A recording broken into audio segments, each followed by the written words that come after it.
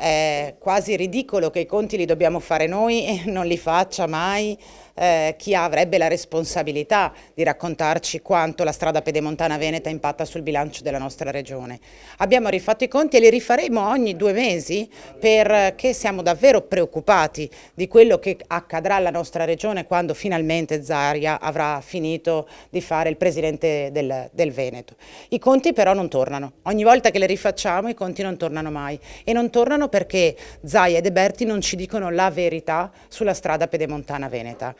Avrebbe dovuto costare almeno il primo anno 15 milioni di euro, ci dice il terzo atto convenzionale siglato nel 2017.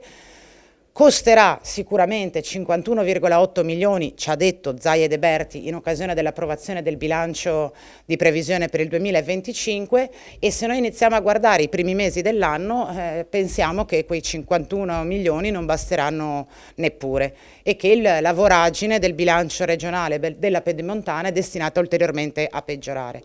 Hanno tentato di fare la televendita con l'operazione sconti sui pedaggi per i veicoli leggeri, non ci hanno detto quanto questa operazione di sconto impatterà, dai nostri conti non sarà comunque sufficiente per contenere le perdite della Pedemontana. Siamo dunque molto preoccupati, chiediamo con questi conti da rifare al Presidente Zaia e alla Vicepresidente De Berti di venire in aula e dire finalmente ai veneti quanto costa la strada pedemontana.